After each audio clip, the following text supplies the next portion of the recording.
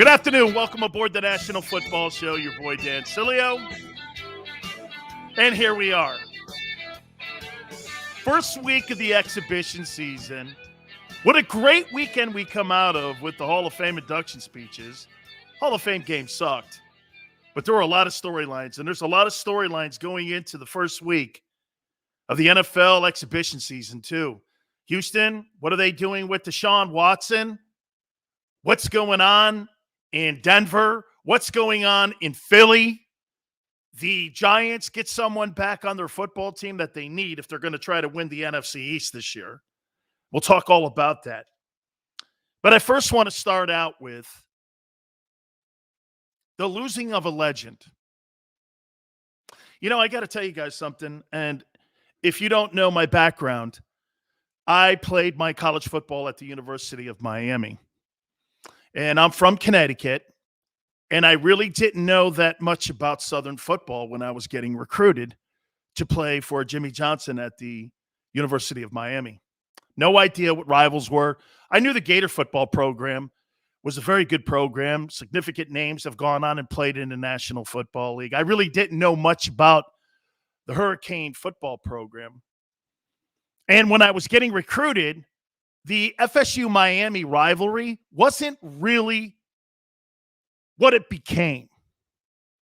So I really didn't have, an affection for the place. But I really did have an affection for Jimmy Johnson. And again, we'll talk about his induction speech into the Pro Football Hall of Fame over the weekend, too. I thought it was awesome. I think some telling things came out of Jimmy. And I'll tell you, I think it was more so personal to his family, his induction speech. So we'll talk a little more about that later on in the program. But I want to tell you a story about Coach Bobby Bowden, who passed away over the weekend at the age of 91. I believe it was cancer, and so many tributes were posted on social media. People were saying things about him. I saw a lot of the shows, giving him his honor. I want to tell you a story. This is one of the coolest things that ever happened to me, and I got to understand truly what the rivalry meant. And I truly understood what Coach Bobby Bowden was all about once I got a chance to play against him. And after the years of playing against him, we became friends, followed me on Twitter. His family still does, obviously, follow me on Twitter. His wife, Ann, was spectacular, and I sent my heartfelt condolences to them and the family once I heard the news on Sunday that Coach Bowden had passed away. We had all been waiting for this day, and it just reflected back to a story at the Orange Bowl prior to the 1986 game. And I think this tells you a little bit about Coach Bobby Bowden and what kind of man he is. Well, and I'll say this to you. I don't know who the greatest college football coach is. You could say Nick Saban for sure. But I'll promise you this. I don't know there was ever a kinder man to walk the sidelines of a college football field than Bobby Bowden. Bobby Bowden, let's not forget what he did also for the Marshall football program when they had that horrific plane crash in the 70s, which wiped out almost every single player on that team. What did he do? He opened up his facility to the Marshall new coaches, and he allowed them to go in there and learn how to run the veer, which he was running at West Virginia. Coach Bowden had coached at West Virginia prior to going to FSU. And he helped that Marshall program get back up on its feet again after that horrible scenario where that plane crash took the coaches and everybody aboard. It was West Virginia, Coach Bowden, who opened his doors. Coach Bowden has always opened his heart like that to his players and to his assistant coaches. I tell you this, Bobby Bowden will not be known for the amount of wins he had at Florida State. Bobby Bowden is going to be known for the kind of father and the kind of man he was to all those kids that played for him. He was a tremendous leader. He was a tremendous father to all of his players. But you know what he also did? He was able to balance it in his life at home. His kids all revere him. His kids all love him. And yet he was able to do his job at the same time. Did he win as much as other coaches? No. But I think Coach had balance in his life. Here's this story I'll tell you. I told you I'm from New England, and I really didn't know a lot of these players knew one another. Back in the day when I played at Miami, we were all independent, Florida State and Miami, and we played against the Gators. All three of us played against one another, and there wasn't really any other programs in the state of Florida at the time. FIU, FAU, USF, UCF, all those programs were non-existent when it comes to Division I. We never played any of those guys. They weren't just around. So you can imagine what the talent pool in the state of Florida was like back then when you're talking the big three, Miami, FSU, and Florida. It was just a treasure chest of talent that was on those three football programs. And every year in every battle that I ever did with Florida or Florida State, it was the most iconic games I ever played in. Fans screaming, places going crazy. The talent was just littered all over the field. Deion Sanders, Derek Brooks, Sammy Smith, some of the greatest football players that ever played were in that series and in those games that we played. The Florida State-Miami series hadn't really started heating up. We had taken care of them in 85, and then the 86 game came. And then from 87 on, that's when the Miami-FSU game really determined who was going to win the national championship for about really 15 years. Whoever won that game was usually in a position to win the national championship. And it was really because of Coach Bowden. Coach Bowden got to Florida State. Do you understand something about FSU? I think everybody thinks that Florida State was a massive college football program. It was a girls' school at one time. Florida State was not a massive power like in the 50s and 60s. They were not a massive power to say to any extent at all, man. They just weren't. When Coach Bowden took that team over, they really didn't have very much history. Fred Biletnikoff played. Burt Reynolds, the actor, was there. Lee Corso had played there. But there wasn't really any history, so to speak, when it came to Florida State football players. And then Coach gets there in the 70s. Transforms the entire program. I remember watching an Orange Bowl when I was a young kid. I think they were playing Arkansas. And I said, who's Florida State? Man, these uniforms look great. Who's this guy, Bobby Bowden? I started getting letters from the place and all. And that's what the only thing I knew about Florida football was Florida State and Florida. I didn't know anything about UM. Coach Johnson and then them winning the national championship in 83. You know, it kind of changed that whole dynamic where the three schools, I think there was a time that those three schools, I think we finished in the top 5, 10 years in a row. Florida, Miami, and Florida State. It was just an iconic time. So fast forward, like I said, to the 86 game. I'll never forget this. I get a tap on the shoulder from Jerome Brown. And we're getting ready to play FSU at the Orange Bowl. We're all at the Orange Bowl 3 hours before the game. And he goes, come on, let's go. Where are we going? Getting ready for a game. It's FSU. Come on, dude. We win the state championship. We had just, by the skin of our teeth, beat Florida earlier in the year up there at their place. And now we had a chance to win the state championship. And if you win the state championship, like I said back then, you had a shot at the national title. Just to put that in perspective, our first national championship in 1983, we lost to Florida. And they kicked the hell out of us, 28-3. So winning the state title back then was almost more difficult than winning a national championship. I mean, those games were just incredibly difficult. So we're getting ready for this game in 86 at the Orange Bowl. And I'm walking with Jerome. We're going into this private room, and there's Coach Bobby Bowden and Jimmy and Mark Rick. There's Dion. I'm like, what is this? He goes, just relax. We're standing there. Finally, he goes, a friend of mine, Pablo Lopez, was shot and killed earlier in the week. He was a starting offensive lineman, and he was a friend of ours. We all played against him here, Dan, and FSU has asked us to pray with him. Mark Rick is a former and he was on Bobby Bowden's staff for like 18 years as his offensive coordinator. So there was a tie-in, and Coach Rick went over to Jimmy and asked if we would do it. There was just a select handful of us. So I was like, okay.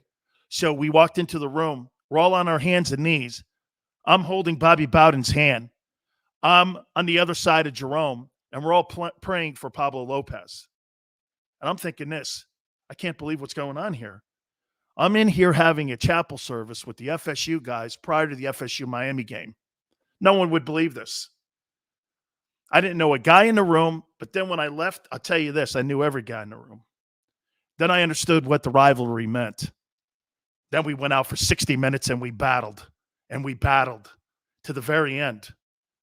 And those games, like I said, the last thing that you're thinking about is yourself.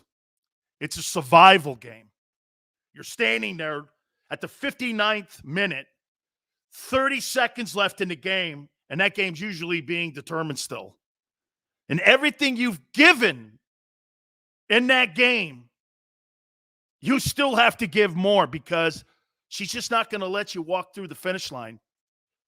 You got to carry your teammates through the finish line in a game like that. Them Gator Knoll games, nothing like it, man.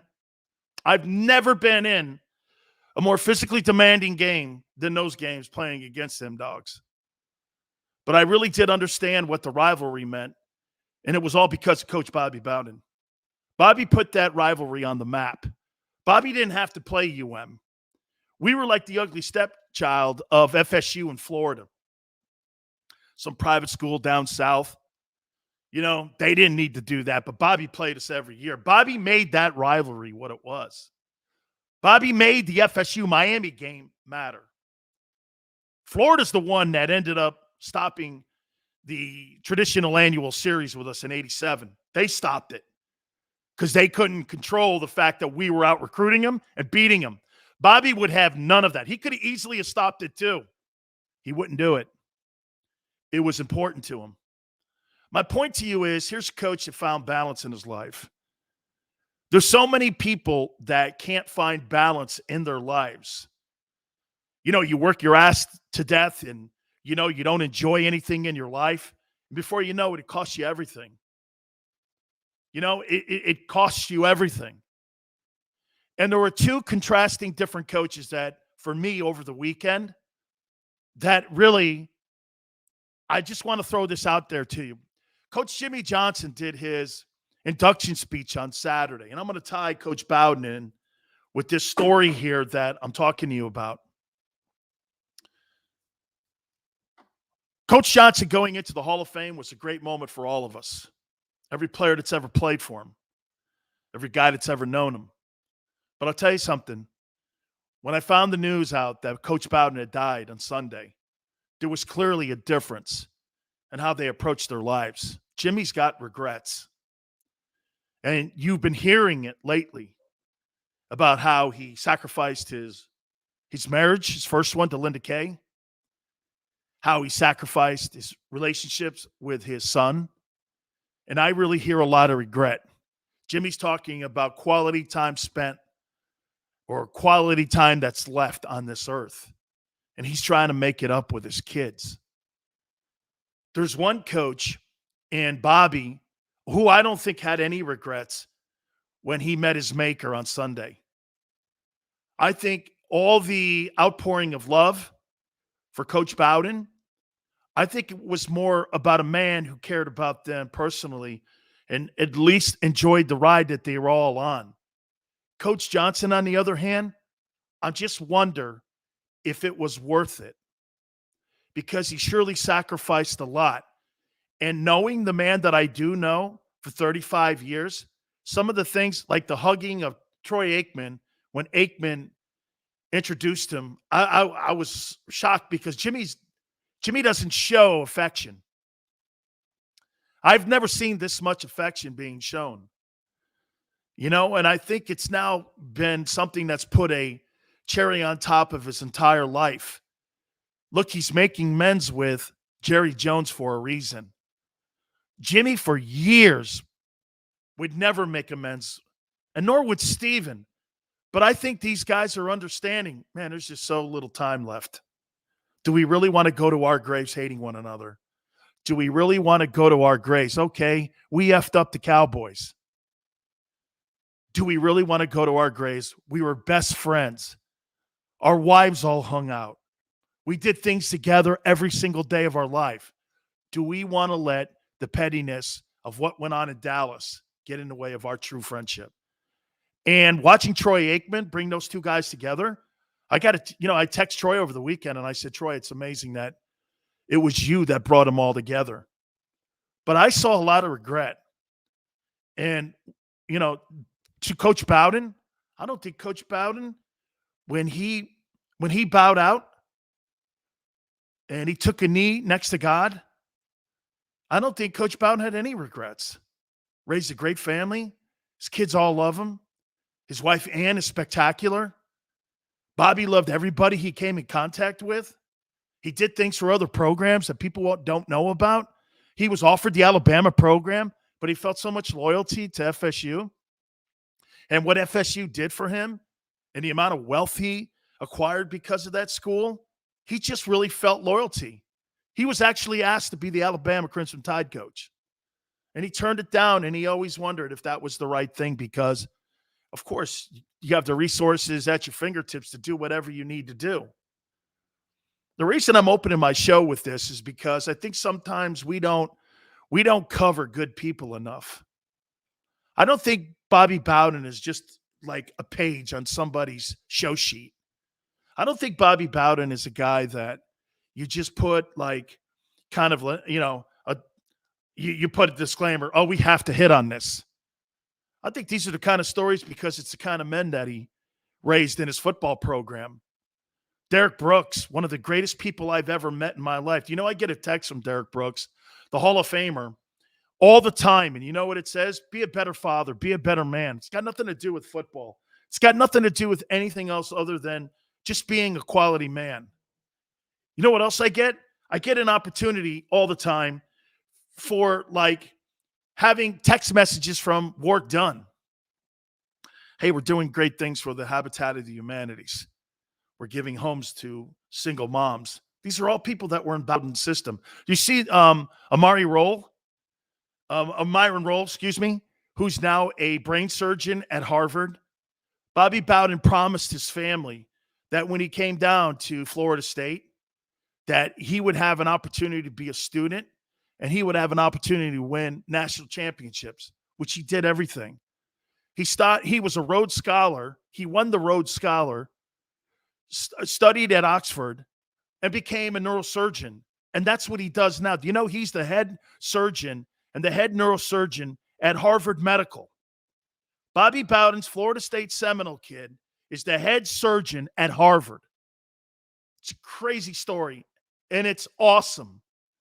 Because Bowden, and get this, he had to miss the first half of a football game. And he walks into Coach Bowden's office. ESPN put this out. And Roll said this is a prime example of who Coach Bowden was. He goes, I thought Coach Bowden was going to be exceptionally mad at me because I got to tell him I have to miss the first half of a real big football game. It may have been the Gator game because he had to take the Rhodes Scholar test. And Coach Bowden says, take it. Take it. I promised you that you'd be given an opportunity to be a doctor. Take it. And he took it. And he didn't go to the NFL because he didn't go to the NFL right away because he went over to study at Oxford because Coach Bowden had promised him. That's a coach. Those are coaches that see more than just football. The number one thing, and here, I'm not here to preach to you, and I'll never be that guy to preach to you. But you know what I'll say to you? These coaches like Bobby Bowden, okay, it's genuine and it's honest. The coaches that retire, and that's all you know them by, is just being a football coach. Isn't that shallow? I don't want anyone ever to go like this. Boy, Dan, you were a really great football. I want someone to say, Dan, you were a really great dad. I saw Jimmy Johnson, and I was like, boy, Jimmy's got a lot of regrets. He's got a lot of regrets. Bobby Bowden didn't have any regrets. So at the age of 91, the most important coach in Florida college football history passes away. And I say that because he was there 34 years. There were so many great college football coaches in that state, so many great college football players. You know what's funny? Most of us all played against Bobby. Most of us all played against him. I became friends after, and he's like, man, did you ever lose to Florida State? I went, nope. I said, nope. 2 games I was involved in? Nope. Never lost. 85-86. No way. Nope. Never lost FSU. I lost to them lowlifes in Gainesville once. But we, I was 1-on-1 against them dudes. But never, he goes like, damn, we never put a whooping on you? I said, I don't think it got that close, coach. That's not true. The 85 game was close. But no, he always was friends with all the kids that were in the state. All right. So rest in peace, Bobby Bowden. We'll talk to Brad Johnson, get his thoughts. He won so many football games with Coach Bowden, and he was a starting quarterback for him. Obviously, he was on the Super Bowl champion Buccaneer team with Warren Sapp. So we'll talk to him in the second hour. John McClane is going to join us in a couple minutes. The legendary sports writer from the Houston Chronicle will give us his thoughts. He tweeted something out earlier today about Deshaun Watson. We'll hit on that, too, with John. And it's pretty telling, I think, if it's coming from him. So we'll talk to him here in a minute. And speaking of Deshaun Watson, was practicing today. What does that mean now for the upcoming 2021 season? Does it look like he's going to play? Does it not look like he's not going to play? So bottom line here is we shall see if this ends up shaking out here. So we'll do this, and we'll do it next here. We'll talk to John McClane. We'll see if we can get him on with us here in a couple minutes. We're also going to talk to Brad Johnson. Should be a great day for us here. We appreciate you coming aboard. You keep it here on the National Football Show. I get scared sometimes. Of a lot of things. Joining in. Decisions. The dark. The dark. But I once heard someone say, But as I always say, it's okay to be afraid. as long as you face the fear. And keep moving forward. Wherever you are in life, count on the name trusted in insurance for over 80 years. Independence Blue Cross. The savoring taste of a good bag of beef jerky is so enjoyable at any time of the day, as long as you can find it. Here's what we suggest. Pure Bull Beef Jerky is our answer, and soon it will be yours. Locally produced in the Philadelphia region, this high-quality, healthy protein snack is easy to secure. Go to steersnacks.com, and you'll see hot garlic, tropical heat, Pure Bull dry rub, and our favorite, Huck and Fod.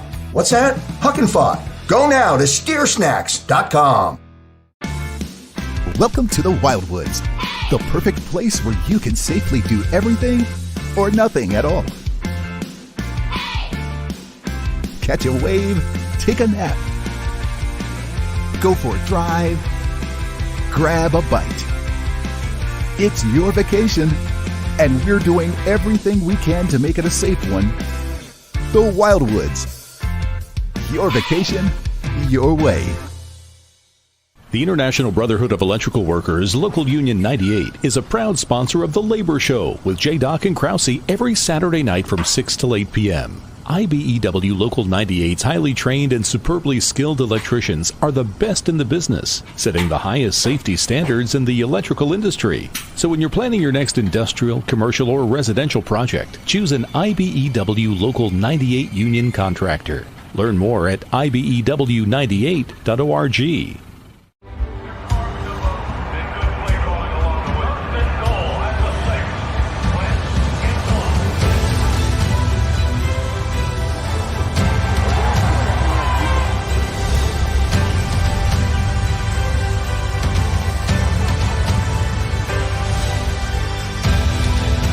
Field of life, First Trust Bank is there for you.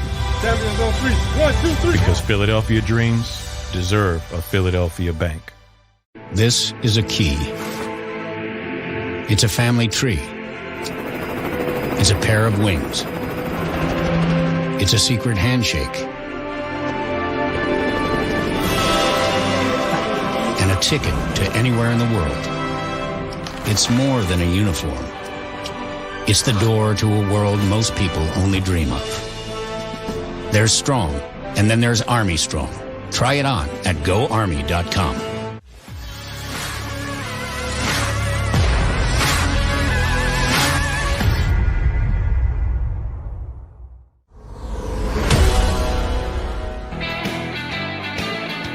Welcome back to the National Football Show. Dan Sileo. I had to share that and my affection for Florida State and for Coach Bobby Bowden, because rarely do you have a coach that you call genuine, and you always know the great ones. The great ones are the ones that still connect with their former players, still help their former players, still give them guidance and are mentors to their former players. Some of the coaches that, knock on kids' doors and walk in and talk to parents, they don't mean what they say. You can always tell a BS artist when coaches are in the room. God, I had 100 of them. And you always can tell the ones that are just not genuine. The ones that are real, the ones that are genuine are the ones that are lasting. And you just don't get any better than when you're talking about Bobby Bowden. So rest in peace, Coach. And like I said, Brad Johnson will be in hour number 2. We're working on some other people too to maybe get their perspective on what Coach Bobby Bowden meant to the college game. So looking forward to seeing if we can get a couple more folks on here. But obviously the story of the day now is what to do with Deshaun Watson. The Texans are really in a pickle here because, look, there's no doubt both sides are trying to see if there's a way that they can exit this relationship here. There's a couple things that are completely in the way of this. There's a gigantic salary. What you don't want to do is hurt reputation.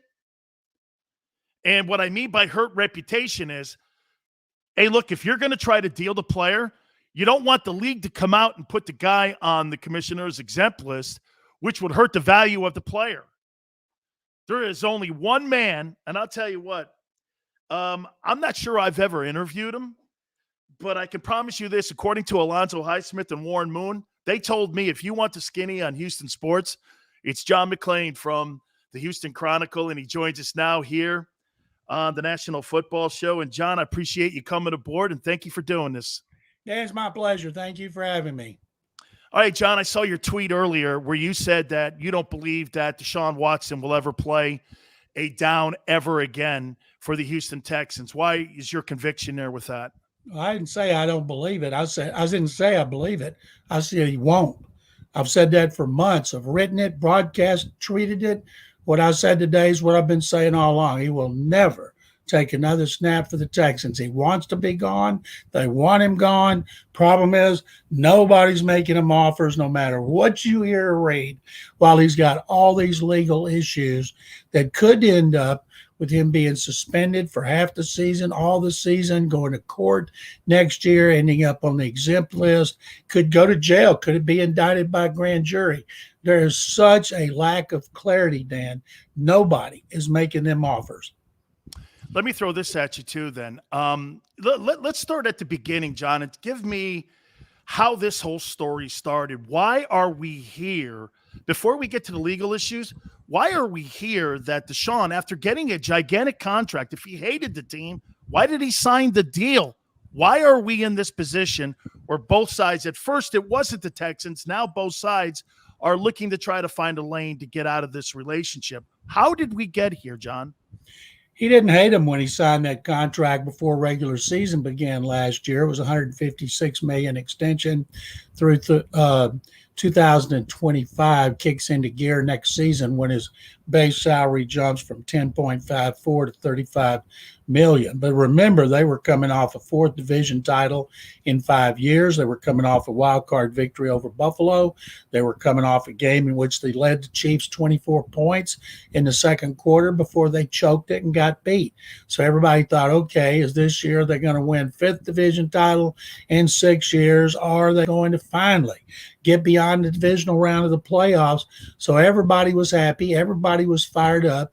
They seemed to have moved on from the trade that Bill O'Brien made with Arizona for DeAndre Hopkins, which shocked not just Houston, but the NFL, and they were ready to go. Then it all fell apart. They played the toughest schedule I've seen in my 45 years covering the NFL, and they were putrid.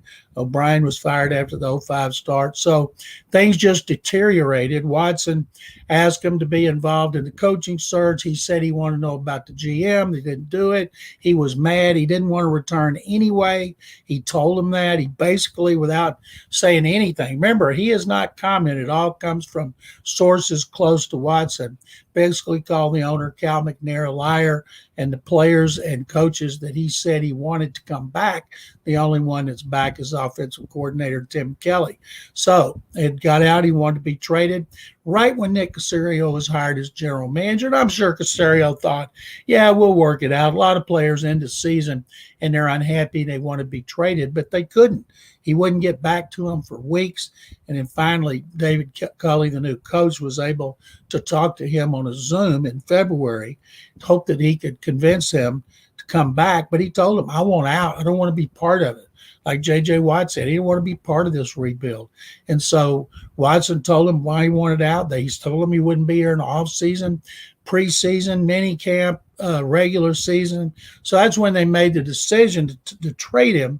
And there was 8 teams that I know of, Dan, that reached out and said they'd be interested. And then the idea was to get through free agency, start talking to teams around the 1st of April, and pull the trigger somewhere right before the draft, get teams bidding against each other. And they thought they could get over a 3-year span, 3 1s, 2 2s, and a starting defensive player.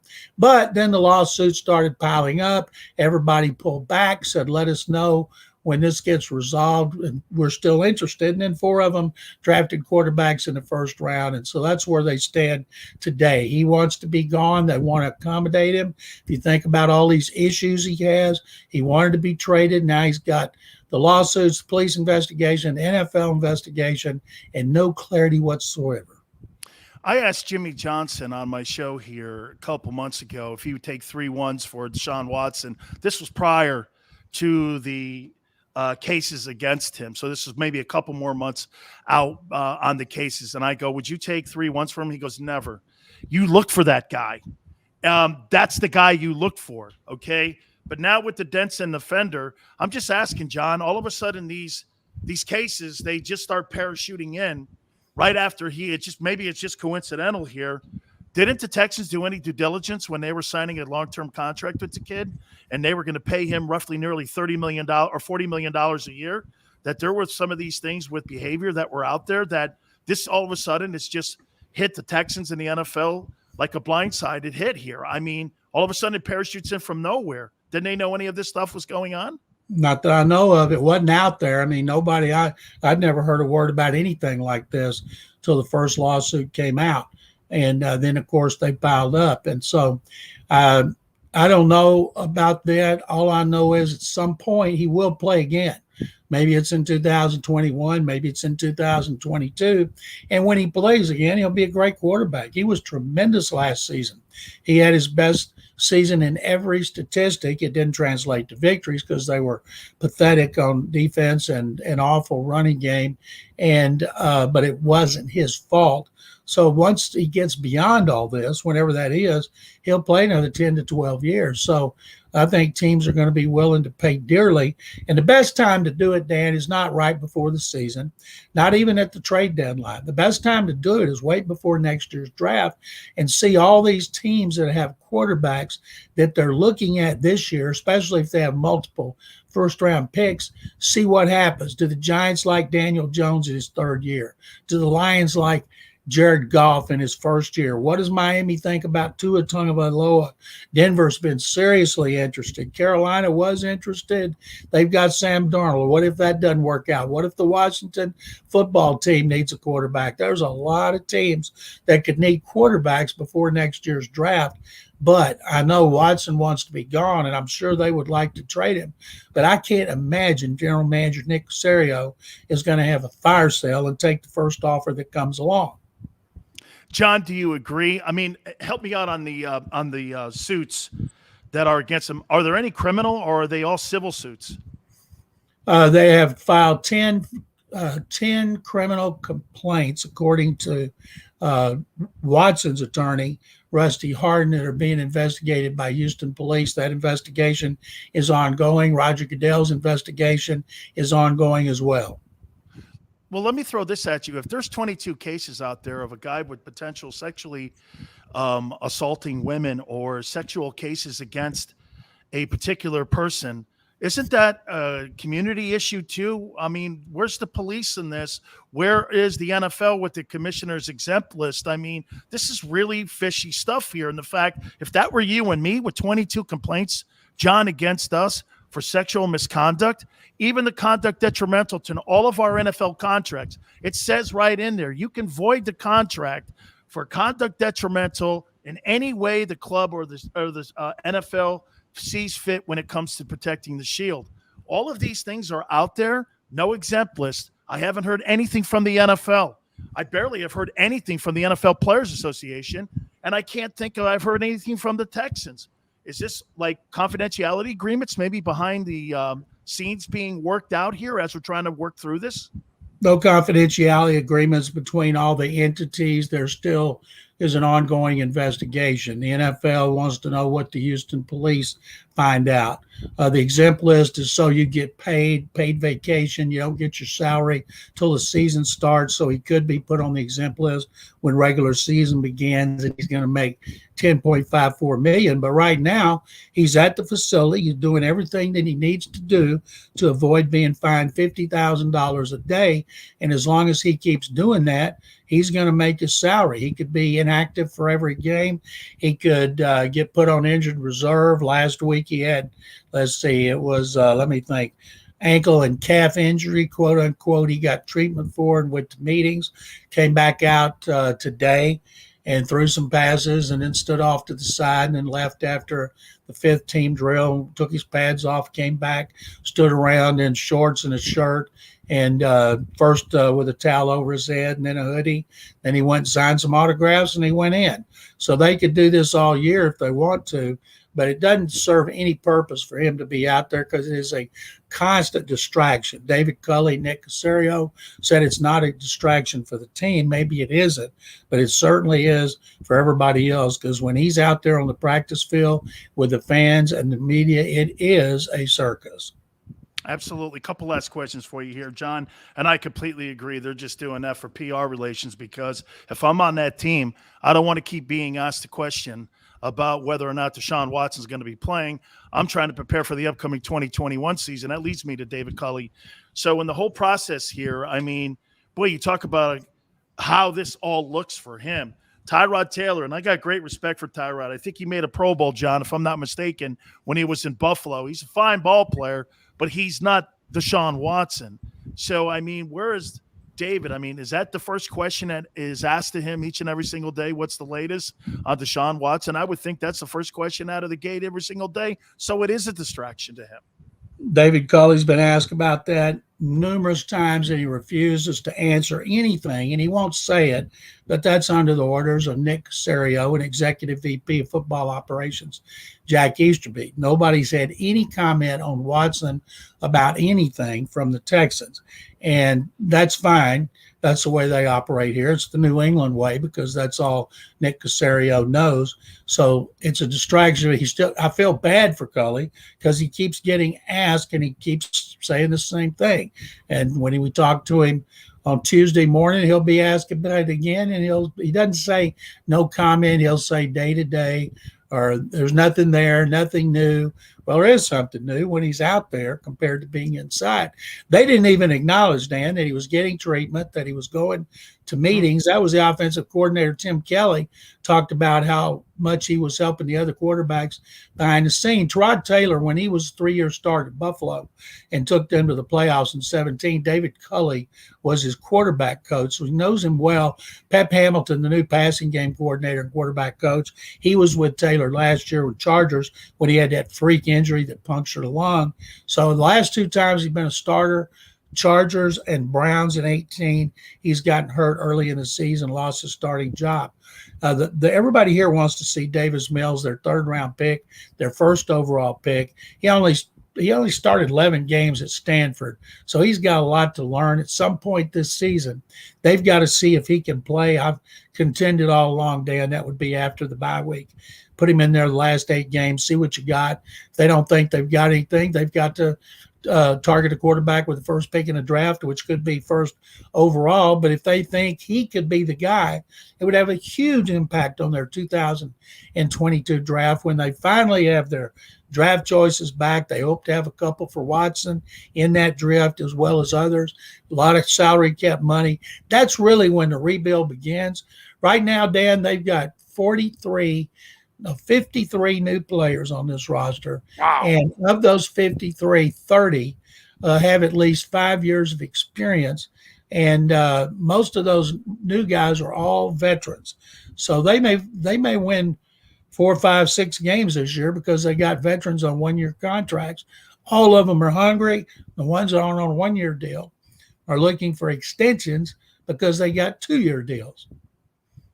Finally here, Andre Johnson, I talked to him, obviously my connection with him through the U. I asked him about the organization itself, and he goes, listen, I'm a fan of Deshaun, and this was prior to the cases, getting out of there. Look at what it did to J.J. Watt.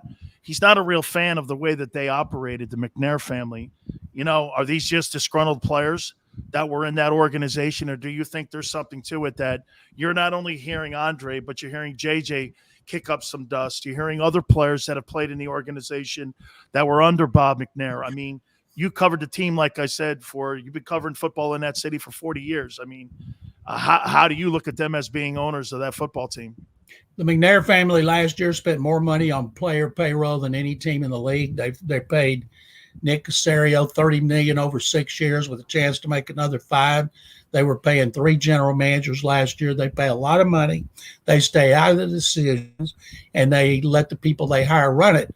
Problem is, Jack Easterby, the executive VP of football ops, that guy's people don't like him, and he has way too much power, and the players know it. And Nick Caserio has final say over personnel, but this is his first year. And I think Caserio is doing a good job under the circumstances. He's very deserving of a GM job. They tried to get him 2 times before, and the Patriots wouldn't let him go, and they let him go this time because of a new league rule that they couldn't keep him. So he's here, GM, for the first time. He's turned over this roster, but a lot of people don't want to be part of something that they think is going to be bad for 2 or 3 years, or maybe not turn it around in this regime at all. John, I want to sneak one more in on you here. One more, and we'll let you go here. You know, they're not the same cases, but it's still conduct issues. I wonder if the National Football League, just your years of covering the league, you know, Robert Kraft had an issue a couple years ago in Florida with a massage parlor. NFL didn't come down on him in any way. He was cleared of charges. There was still a case that was pending against him. And I'm just wondering how the NFL is going to kind of compare how that case went on versus how Deshaun Watson's case, because as you said, we really don't know anything yet. Everything is really just, it's really people guessing, and the amount of cases against them, I get it. But the things that were coming out in that case too, that was also sexual misconduct. The league didn't do anything to that. I'm just wondering, maybe that's why the league is pausing here. Instead of getting in front of it like they did the Ray Rice, or they got in front of the Adrian Peterson, or they got in front of these other cases, maybe that they're just sitting back here waiting for the intel to come in to make a proper decision and a proper ruling. Can that be fair here? Well, that's what they should do, to try to be as fair as they can, because Watson is innocent until proven guilty. But I've read 22 lawsuits twice. They're on our website, HoustonChronicle.com. There is disturbing and disgusting things in there that he's being accused of, and his accusers, they deserve to be heard. Sure. And as far as Robert Kraft, he's one of the owners of the NFL. So, of course, they're not going to come down on him as hard as they would a player who has an unprecedented number of cases against him. Absolutely. This is going to be really interesting to see. I happen to agree with you, John. I don't think he ever plays it down ever again for the Houston Texans, and should be an interesting year. John, it's been a privilege having you on. Thank you so much, my friend. Dan, it's my pleasure. Thank you very much for having me. You bet. That is John McClane, Hall of Fame voter, and been covering football in the city of Houston for around 40 years. So we'll take a brief timeout. We'll expand on some of the things that John said. Keep it right here on the National Football Show. I get scared sometimes. Of a lot of things. Joining in. Decisions. The dark. The dark. But I once heard someone say, But as I always say, it's okay to be afraid. as long as you face the fear. And keep moving forward. Wherever you are in life, count on the name trusted in insurance for over 80 years. Independence Blue Cross. The savoring taste of a good bag of beef jerky is so enjoyable at any time of the day, as long as you can find it. Here's what we suggest. Pure Bull beef jerky is our answer, and soon it will be yours. Locally produced in the Philadelphia region, this high-quality, healthy protein snack is easy to secure. Go to steersnacks.com, and you'll see hot garlic, tropical heat, Pure Bull dry rub, and our favorite, Huck and Fod. What's that? Huck and Fod. Go now to steersnacks.com. Welcome to the Wildwoods, the perfect place where you can safely do everything or nothing at all. Catch a wave, take a nap, go for a drive, grab a bite. It's your vacation, and we're doing everything we can to make it a safe one. The Wildwoods. Your vacation, your way. The International Brotherhood of Electrical Workers, Local Union 98, is a proud sponsor of The Labor Show with J. Doc and Krause every Saturday night from 6 to 8 p.m. IBEW Local 98's highly trained and superbly skilled electricians are the best in the business, setting the highest safety standards in the electrical industry. So when you're planning your next industrial, commercial, or residential project, choose an IBEW Local 98 union contractor. Learn more at ibew98.org.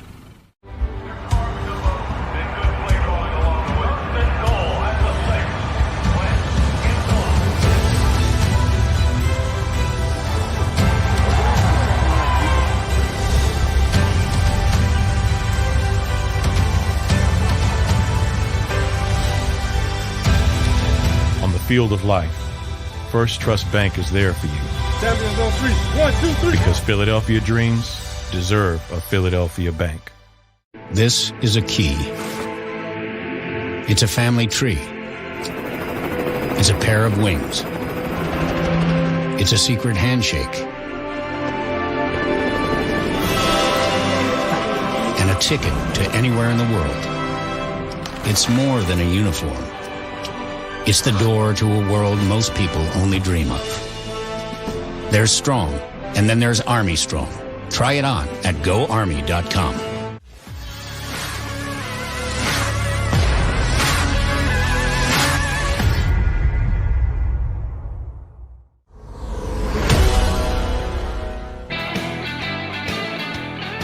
Welcome back to the National Football Show. Dan Sileo. Awesome to have John McClane on and kind of straighten the storylines out here. John's been covering football in that city, Oilers and Texans, for over 40 years. So darn good pulse on what's going on. I would say this to you, though. So you remember the storyline with Robert Kraft a couple of years ago with the massage parlors and all the disgusting things that they had on tape with the owner of the New England Patriots? I mean, it was absolutely disgusting stuff when it came to, what he was doing in those massage parlors. He was actually like leaving the AFC Championship game and flying down to Central Florida at these massage parlors, and they had him on tape with his pants down with a bunch of other dudes. I mean, look, I'm not going to get into it, but I mean, so the league did nothing. Those cases, remember, it came out that it was human trafficking or something like that. I was like, obviously this is a political thing because he's friends with Donald Trump, and it turned out to be so, and that they were making more of it. It was just a dirty old guy at these massage parlors. That's what it was. Okay. I mean, look, I'm not talking about what crime is more than the other here. I'm not talking about, well, this guy did something worse than the other. I'm talking about conduct unbecoming of an NFL player and an NFL owner here. Conduct is conduct. Can you categorize it? I guess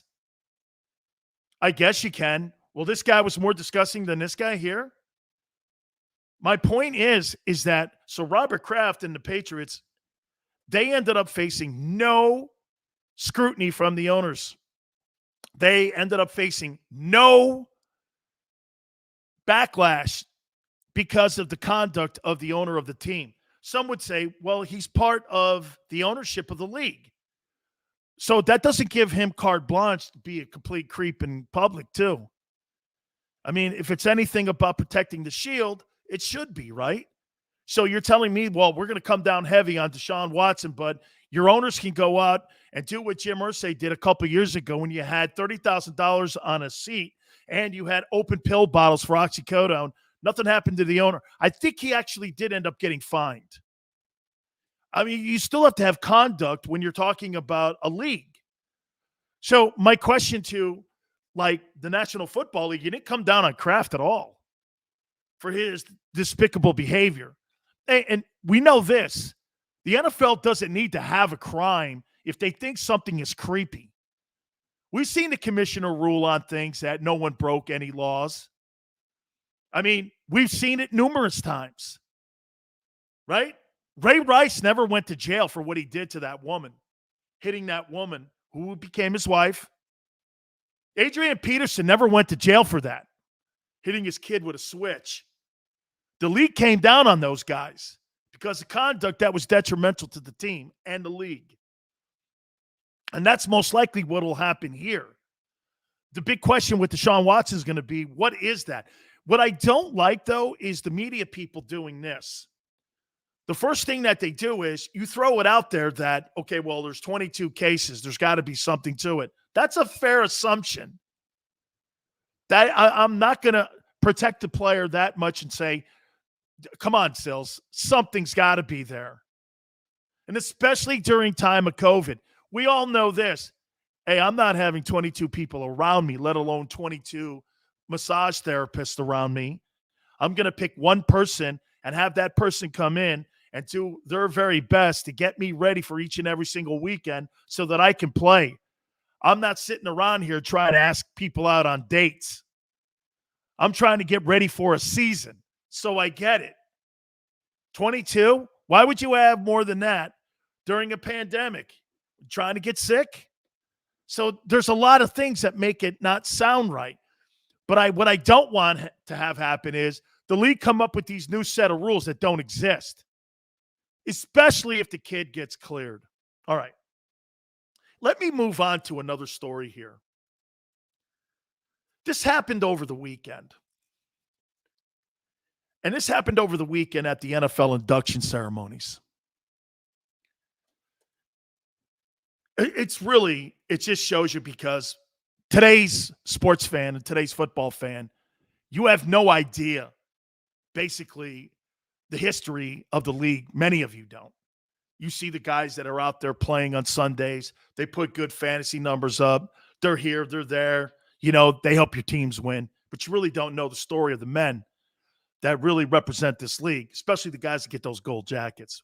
One of the guys who got a gold jacket over the weekend almost made me throw up. And that was Paul Tagliabue. How in the world does Paul Tagliabue make it into the Pro Football Hall of Fame? Do you know how he made it into the Pro Football Hall of Fame? The commissioner put him in. This secret blue ribbon committee that nobody knows who was on it put him in, and that ribbon was created to get him in, because nobody in their right mind would have voted for Paul Tagliabue to go into the Pro Football Hall of Fame. Nobody. He's the former commissioner of the NFL. And he did more damage to the players than any man in the history of the league. Here's why he should not be in. So, CTE is a massive issue for that league. And just in the nick of time, coronavirus has hit. So CTE has been put to the side because of all this mask stuff and vaccination stuff. Okay? And it really gives us something else to talk about. And there's more emphasis on blaming the players than there is on anybody else when they're not vaccinated. I'll get into Lamar Jackson too. Okay, this is now his second time that he's tested positive. So let me Paul Tagliabue did this. When it first started coming to the league's attention, that there were lawyers that were saying that these players like Andre Waters of the Eagles, Dave Durson, Mike Webster, Terry Long, Junior Seau, go down the list of these guys who've committed suicide and have died, and some of these men have died because they had brain trauma. They had brain injuries because playing football and playing it in the NFL. The NFL, including Jerry Jones, said that you can't prove it.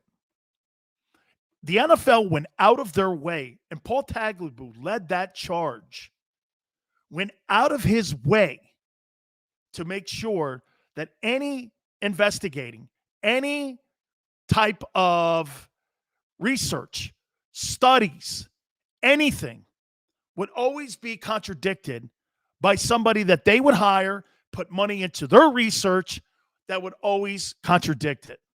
The NFL Players Association and the league battled this case forever. Now, to be fair to the NFL, when we all signed up to play in the league, remember something. This is not like a normal draft where if you get drafted, you have to go fight for your country. You don't have to show up. Okay? You know what you signed up for. I was asked this question numerous times. If you knew what you signed up for, would you still play? Of course I would. But it would have been nice to know some of the safety precautions that we could have took and maybe some of the drugs that you gave us to hide some of these concussions, where some of these players now are really experiencing difficulty in their life post-NFL. Remember something. Do I think the NFL caused it? Probably not, but I think the years of it, and then the NFL finishing a guy that plays 15, 20 years of his life between playing high school, college, and then he gets a chance to play years in the NFL, I think it all finishes it up. The NFL never wanted to take control of that. So you know what Paul Tagliabue did?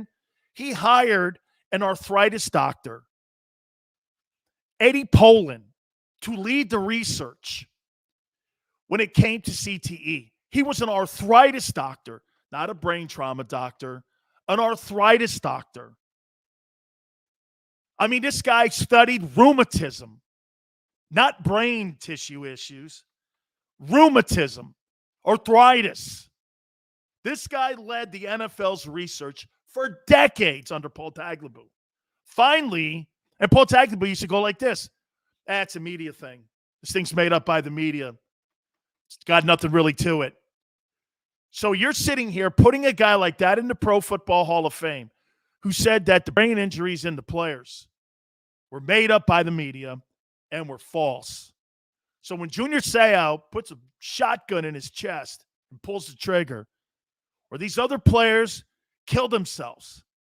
You know, some of these players they drank like battery acid so that it wouldn't wreck their brains so you could do studying on them.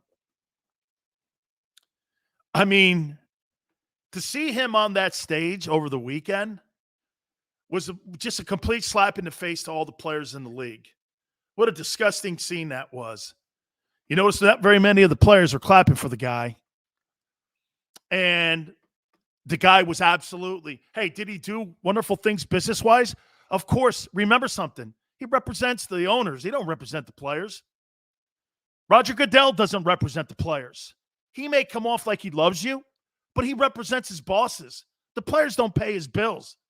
We pay D. Smith, the head of the NFL Players Association, the executive director of the NFL Players Association. We don't pay Roger Goodell. Roger Goodell makes $60 million a year as the commissioner of the league. He's the highest paid guy, non-owner in the NFL. That includes the players. So when you're talking about a guy that looks out for the game, no, they look out for their business partners. And when you put a guy like Paul Tagliabue into the Pro Football Hall of Fame, who basically said that, well, CTE was a hoax. He calls it a hoax. And now he's a Hall of Famer. And then he tells you how much he loves the players. Didn't love them that much. He didn't love them that much. Okay? You make comments like that. You didn't love the guys that much. All right. NFL's got an issue with Lamar Jackson. Okay? There's two of them, actually. The Ravens quarterback is spectacular. I'll hit on it. Hour two. Don't forget also, Brad Johnson. We'll talk about the legendary life of Bobby Bowden with the former Noel quarterback. Also, Brad won a Super Bowl championship with that Tampa Bay Buccaneers team led by Warren Sapp. That'll all be in hour number two. You keep it right here on the National Football Show. I get scared sometimes. Of a lot of things. Joining in. Decisions. The dark. The dark. But I once heard someone say, But as I always say, it's okay to be afraid. as long as you face the fear. And keep moving forward. Wherever you are in life, count on the name trusted in insurance for over 80 years. Independence Blue Cross. The savoring taste of a good bag of beef jerky is so enjoyable at any time of the day, as long as you can find it. Here's what we suggest. Pure Bull Beef Jerky is our answer, and soon it will be yours. Locally produced in the Philadelphia region, this high-quality, healthy protein snack is easy to secure. Go to steersnacks.com, and you'll see hot garlic, tropical heat, Pure Bull dry rub, and our favorite, Huck and Fod. What's that? Huck and Fod. Go now to steersnacks.com. Welcome to the Wildwoods, the perfect place where you can safely do everything or nothing at all. Catch a wave, take a nap, go for a drive, grab a bite. It's your vacation, and we're doing everything we can to make it a safe one. The Wildwoods. Your vacation, your way. The International Brotherhood of Electrical Workers, Local Union 98, is a proud sponsor of The Labor Show with J. and Krause every Saturday night from 6 till 8 p.m. IBEW Local 98's highly trained and superbly skilled electricians are the best in the business, setting the highest safety standards in the electrical industry. So when you're planning your next industrial, commercial, or residential project, choose an IBEW Local 98 union contractor. Learn more at ibew98.org.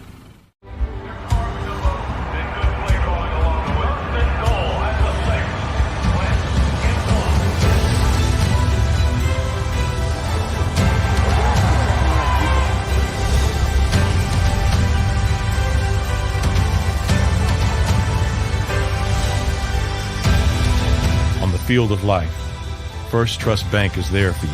Champions on three. 1, 2, 3. Because Philadelphia dreams deserve a Philadelphia bank. This is a key. It's a family tree. It's a pair of wings. It's a secret handshake. And a ticket to anywhere in the world. It's more than a uniform. It's the door to a world most people only dream of. There's strong, and then there's Army Strong. Try it on at GoArmy.com.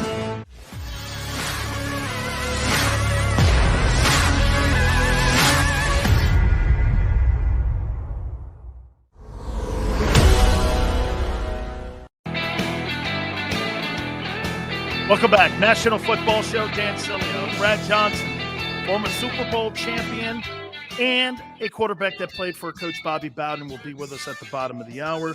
Appreciate everybody coming aboard. Joey B, Mike McDonald, all of you guys, too, that are checking us out. We really appreciate it. Don't forget also, if you miss any of the show, like the John McClane interview from the Houston Chronicle in the first hour, please like, share, watch it a little bit later on. We appreciate everybody as you grow our show here. It's been really wonderful over the last couple months here. All right, let me get on with some other news here.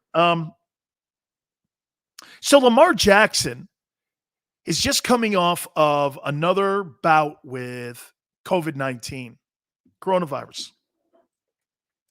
Remember what he said last year? Man, this thing really knocked me for a loop. I wouldn't want anybody to go through any of this ever because it's something, man. I lost my, sense of taste. All my senses were really kind of thrown off. And, it really is just not something I would ever want this to be on anybody. I'm paraphrasing all this, but we got the gist of it a year ago, right? This guy had it last year. This guy missed a game, remember? So he just, once again, was in the COVID-19 protocol. So obviously he's not vaccinated. This is now becoming something with the quarterbacks. Josh Allen's not vaccinated. Dak Prescott seems that he's not vaccinated. Jared Goff was asked a question. Carson Wentz was asked a question.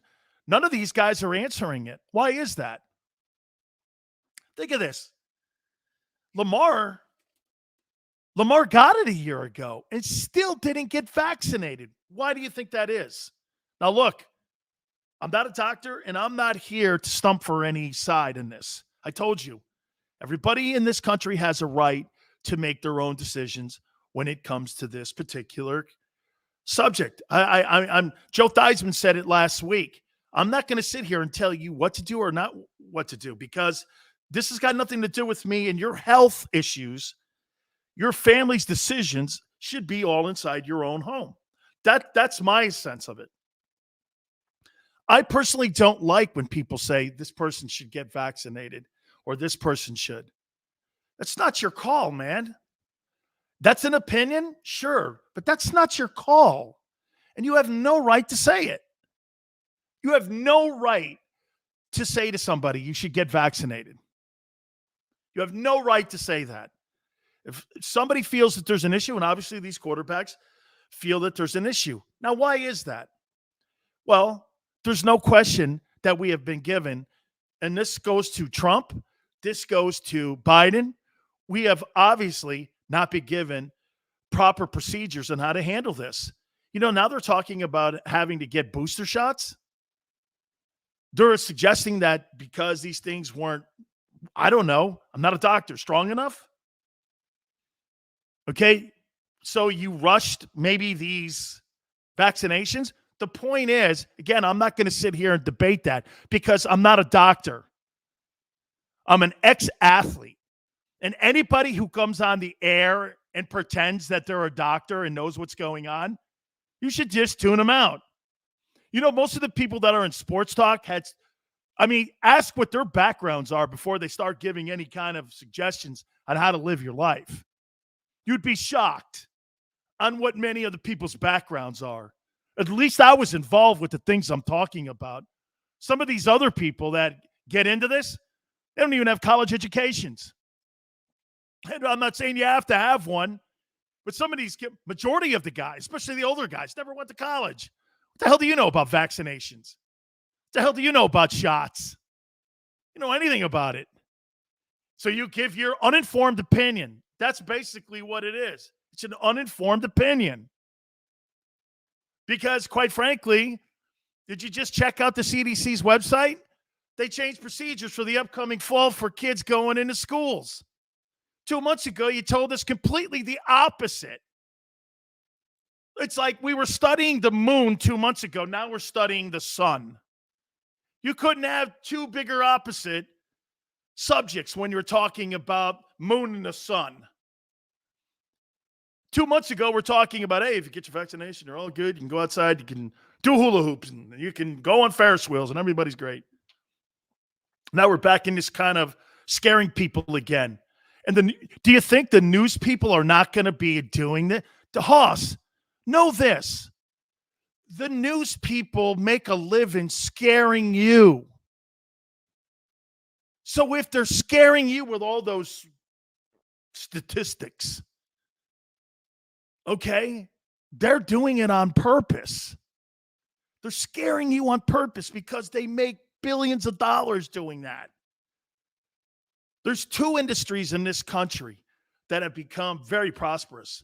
The race industry and the vaccination industry. Two enormous. If you got stock in pharmaceuticals, you may be retiring by the time you're 45.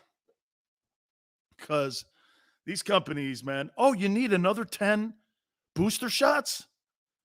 Who do you think's paying for all that? Taxpayers. Yo, well, we're the shot's free. Really, you think? Okay. Okay, right. That's why taxes are going up. My point is with the players, these players are not informed. They feel that they're going to put themselves in a position where they think that you don't know what you're doing. They'd rather live with a mask than take the vaccination shot. What does that mean for the league?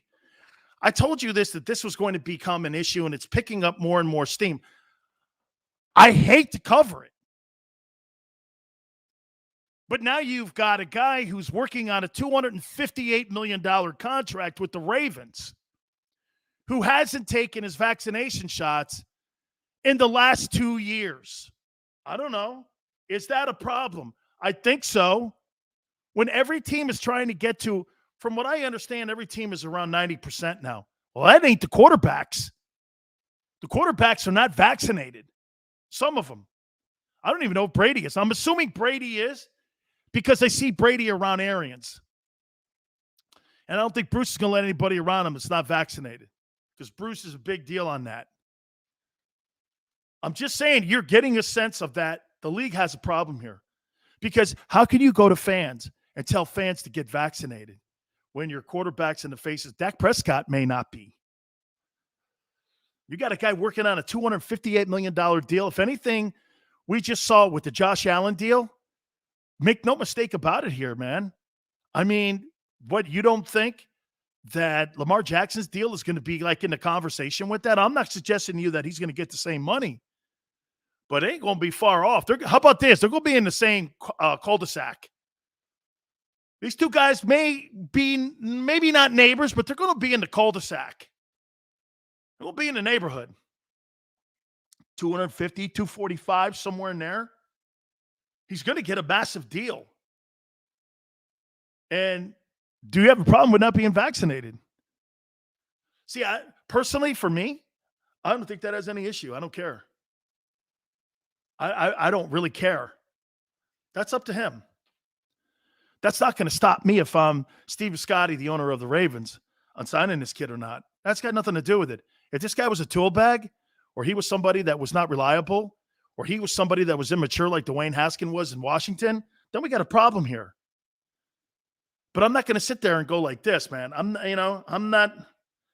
That's not something I'm go like this. Well, I don't want to really work on a contract with the kid now because I think the kid is just like, I don't really think the guy's really somebody that we want to really have as the face of our. I don't believe that that's the case here.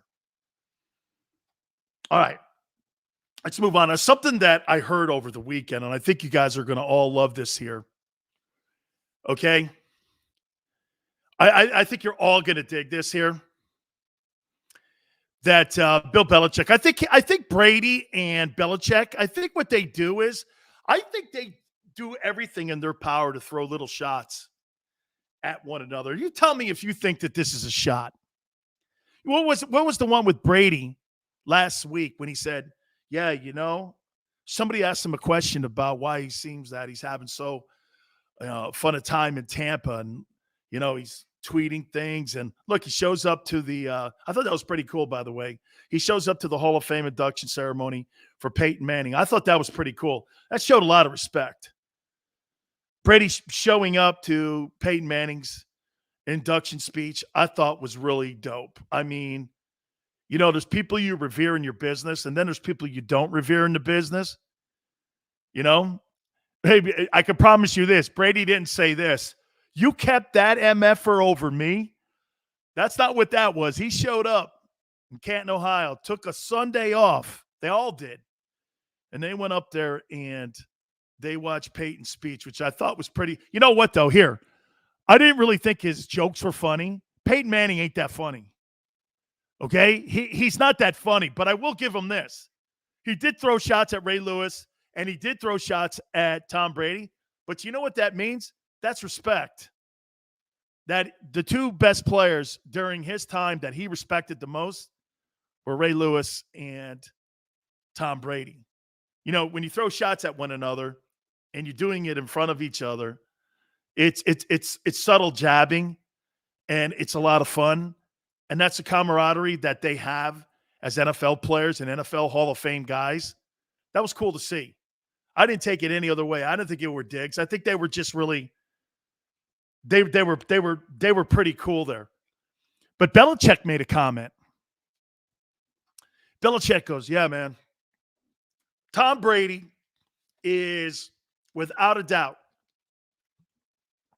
Brady is without a doubt the toughest quarterback competitor I have ever game planned against. There has never been anybody in my entire coaching career that has ever been as prepared and tough to compete against than Peyton Manning." I don't know about you. Obviously, he couldn't do that. And it was a way for him to kind of throw a shot with respect to Peyton Manning.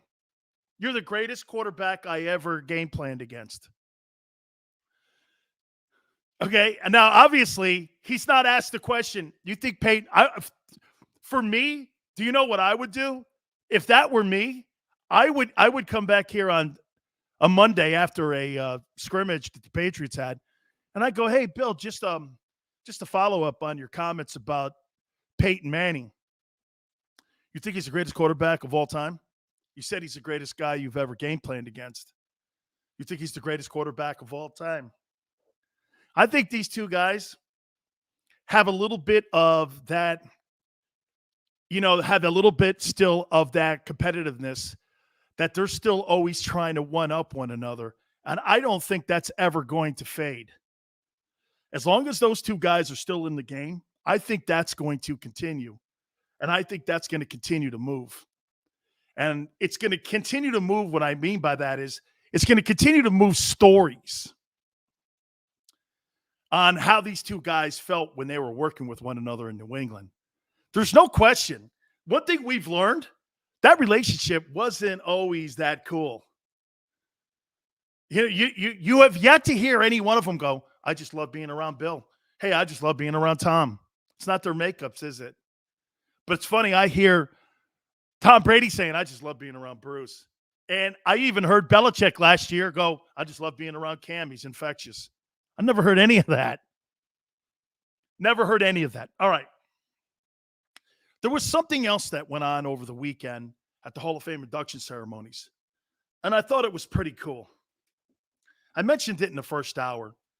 By the way, Brad Johnson, former Super Bowl champion quarterback, he played for Coach Bobby Bowden.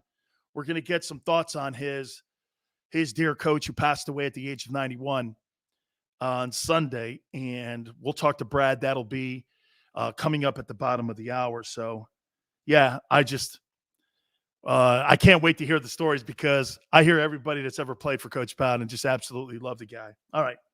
So one of the things that I loved over the weekend was to see Jimmy Johnson and Jerry Jones together.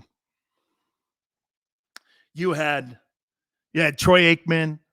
This was actually Thursday night for the Hall of Fame game. And then over the weekend, some of the guys still sat around and they waited, obviously, because they had the induction speeches on Saturday. And Dave Wanstead texted me a really cool picture of Jimmy and Dave and all the people that went. And Jerry and Jimmy were just talking so much with each other over the weekend that their relationship is really in a really, really great place now. I got to tell you about their relationship first. When I was a player at Miami, Jerry Jones used to come down to the University of Miami all the time, and Jimmy would invite him. Jerry and Jimmy had been teammates, I believe, on the 1963 or 64 national champion Arkansas team. I think Jerry was a starting guard on that team, and Jimmy was the starting nose guard on that football team for Frank Broyles. I think Barry Switzer was a freshman coach. I think Coach Hatfield played on that team too. I saw Coach Hatfield in the stands because he's a friend and former teammate of Jimmy Johnson's too. And all them Arkansas dudes. Butch Davis couldn't make it because Butch's team, they were kicking off their football fall practices this weekend. so he couldn't make it. So all of his coaches outside of Butch showed up, and they're all sitting around. And, Dave Wannstedt said, you wouldn't believe what was being said, that these two guys really regret. And they say that they let the players down because they didn't put their pettiness away. And that will be a big regret.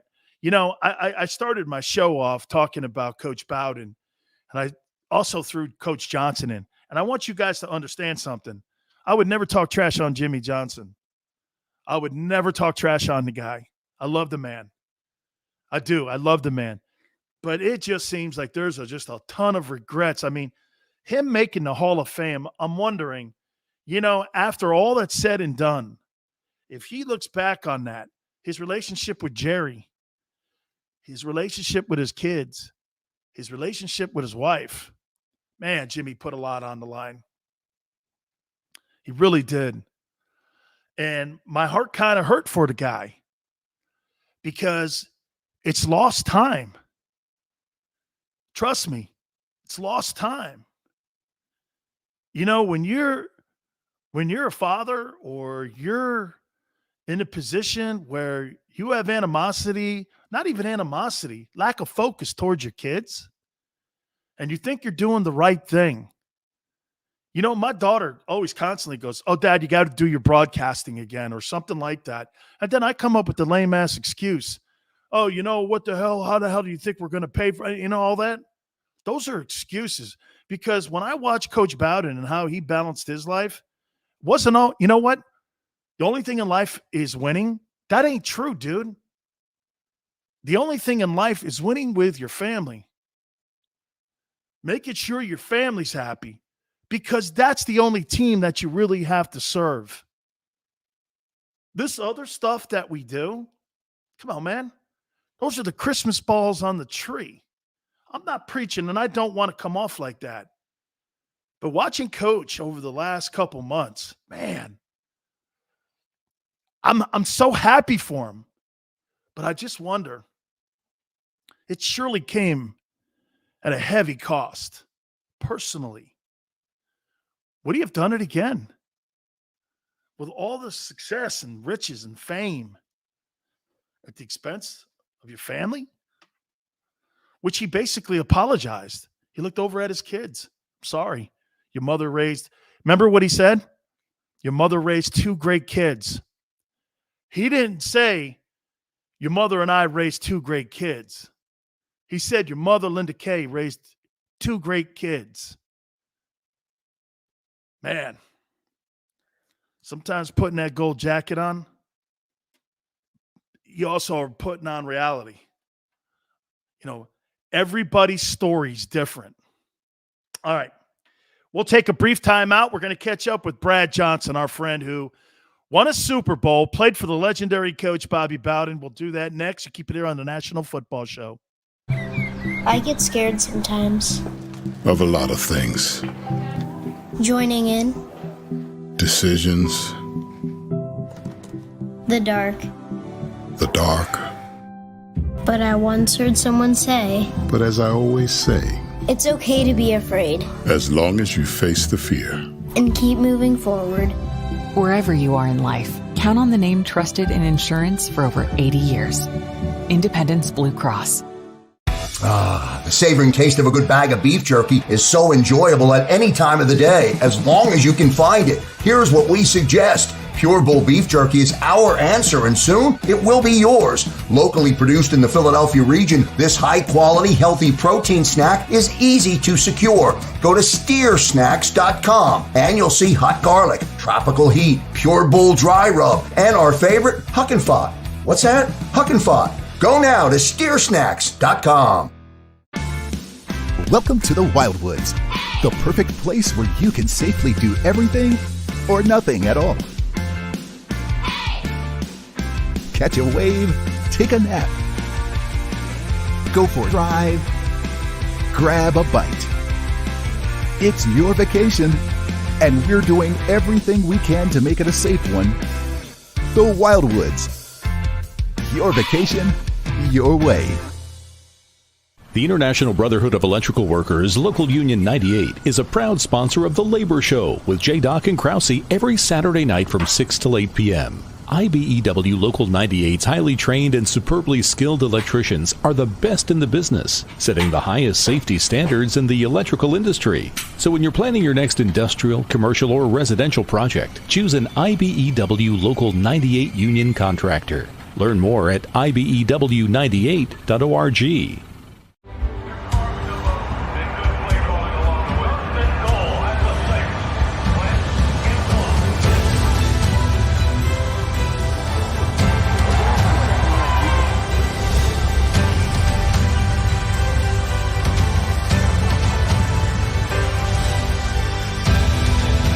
Field of life, First Trust Bank is there for you.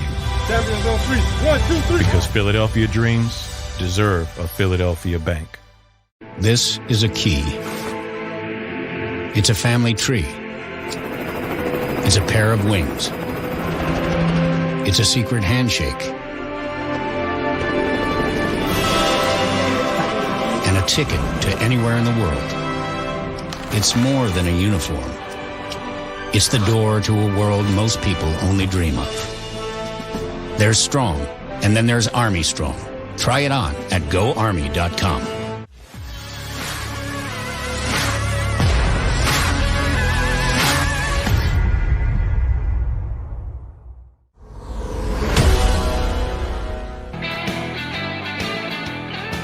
Welcome back. National Football Show, Dan Sileo. Brad Johnson, former Super Bowl champion and man who played for Coach Bobby Bowden, will join us in a couple minutes. You know, we're all very proud at the schools that we all represent when, you know, you see a weekend like we just came out of with the Hall of Fame and, you know, people start, you know, talking about what school's the greatest school when it comes to producing NFL talent. There's no doubt that the University of Miami and USC and to some extent Ohio State are all in that conversation for some of the greatest players that have ever played. With Edgerrin James going in, that now makes it 9 Miami Hurricanes, 7, I believe, since 2002. And you want to hear the class for 2022 of potential Canes that could go in? 3. Reggie Wayne is going into the Pro Football Hall of Fame. It's just a matter of time. Reggie has done just as much as what Marvin Harrison did for Peyton Manning. And Reggie will get into the Pro Football Hall of Fame. Now you have Andre Johnson in the conversation. Andre Johnson, I don't even know the quarterbacks that he played with in Houston. They all sucked. And the numbers that he put up and the kind of player he was in Houston, they still went to the playoffs, even though they were terrible at the quarterback position. He was tremendous.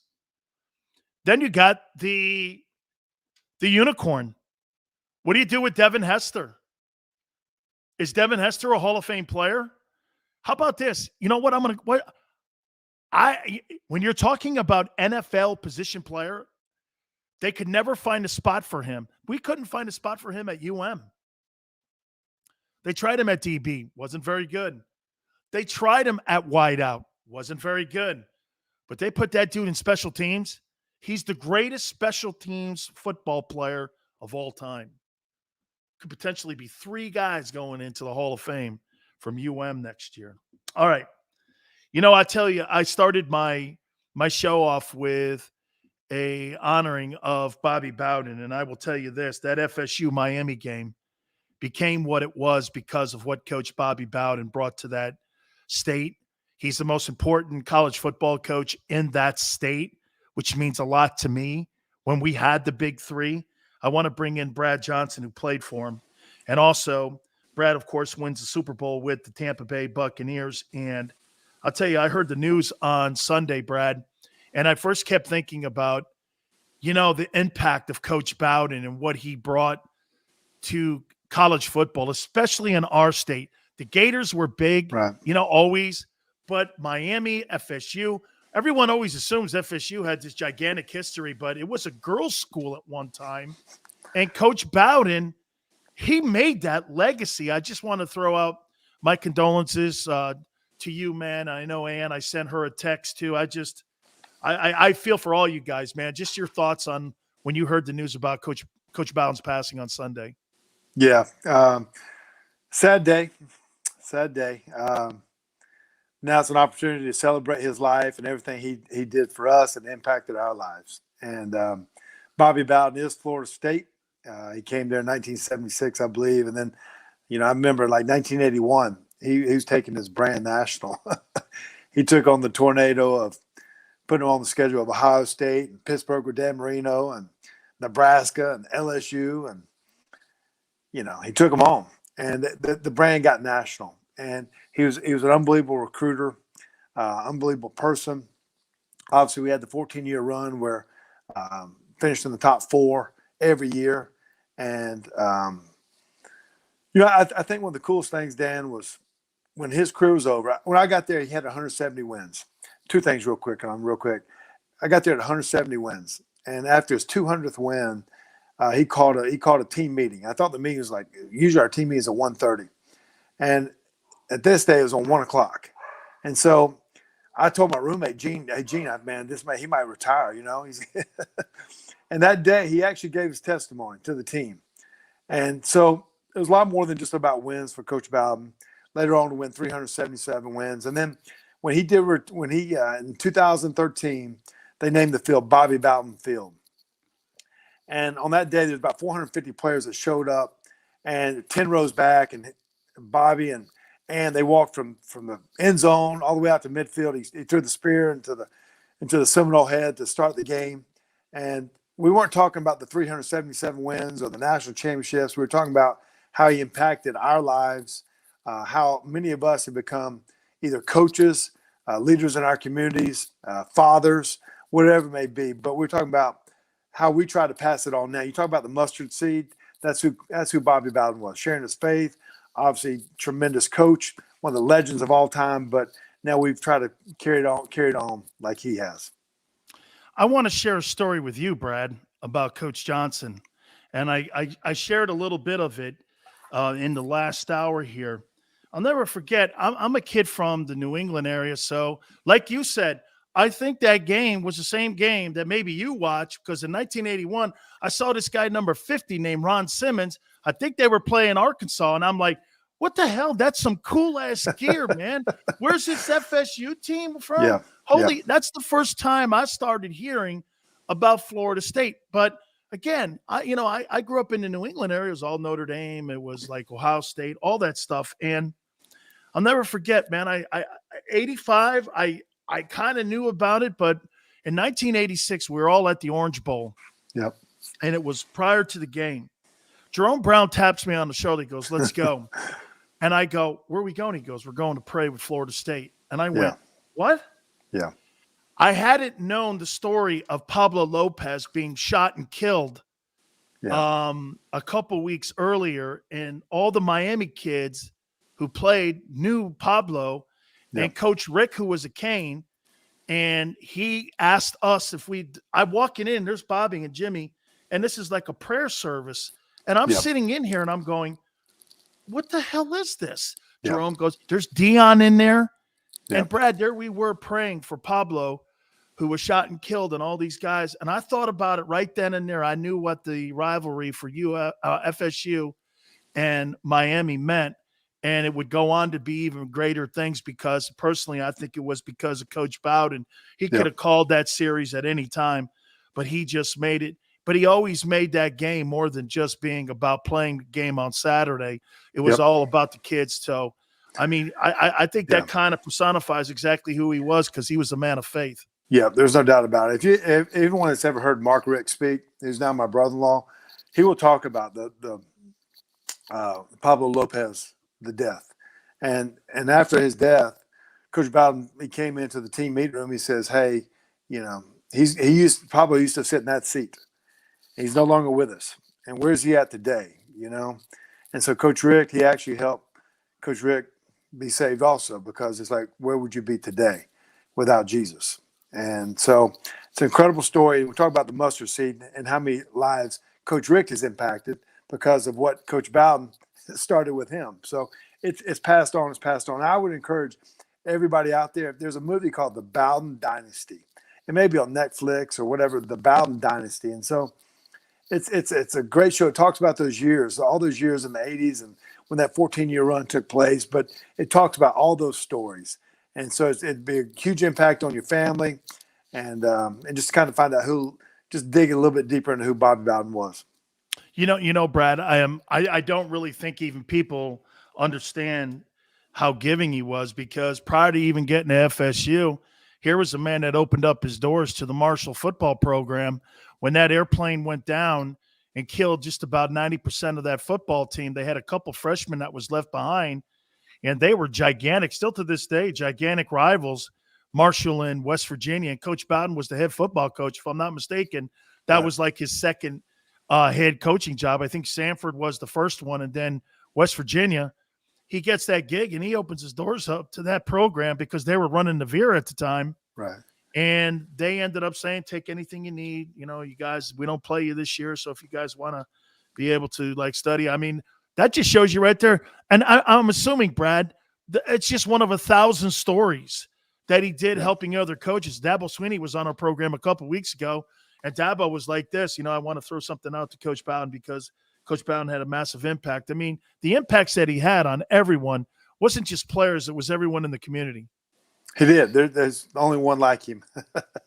So, but, even when you watch that movie, The Bowden Dynasty, he was trying to get the program started at football at Florida State. But then, even though Florida State at that time was lacking money and facilities and those things, he was taking the football money and it was going to all the women's basketball and the softball program and whatever other sports were taking place at Florida State. So he's always been selfless, thought more than just about himself, or more than just about his program, the impact he can make on other people's lives. And then a lot of coaches have tried to emulate it. And so Dabo Swinney's got a great thing going there at Clemson. I'm sure, his career is pretty cool, because I was at Clemson about 2 years ago, and he was talking about, what made Florida State great, and then how he's going to impact what he's done there at Clemson. So not few have ever tried to emulate as much as Bobby Bowden has, but he's the all-timer. I got to give you a Jimmy Johnson recruiting story here for Coach Bowden. So we're sitting around at the Heck Center down in Miami, and he goes, "This Bowden, man, he's an unbelievable recruiter." He's sitting around. He goes, "Yeah, that guy from Satellite Beach, Billy Bob Joe, man. I'll tell you what, his papa was a hell of a football player back in 1975. I recruited that kid for West Virginia. Up there in that satellite. I'll tell you this, man. We not only next to Satellite Beach, but we went over to Tampa, and Tampa Catholic. There's a kid over there, man. His dad played for me in 1975. This kid was a hell of a football. And Jimmy's like, this guy's named every high school he can, everybody on the planet, man. How did he get you to go to Florida State? Yeah, he, it's interesting.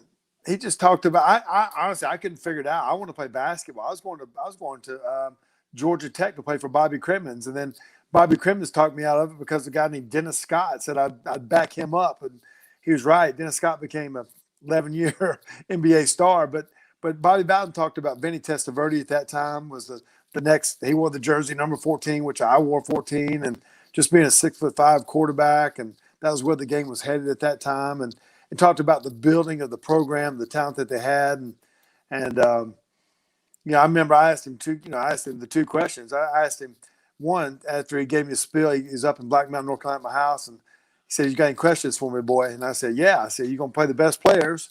And I said, "Yes, yeah." He said, "I am, buddy." And so I wasn't there for the best players. That was proven right. But the other thing was, I asked him how much longer he's going to coach when he's 63. he said, "I'm going to coach a long time. Don't you worry about that." So he went on to win, 200 more games. So pretty incredible. But all the respect in the world for Coach Bowden and the way he ran the program and the way he treated me. I'll be honest with you, things didn't go well for me at Florida State of my career, but I had so much respect for the way they handle me, and I always consider that my home. Really, Brad? I mean, you hear sometimes people say that, because when you're at a place that has so much talent,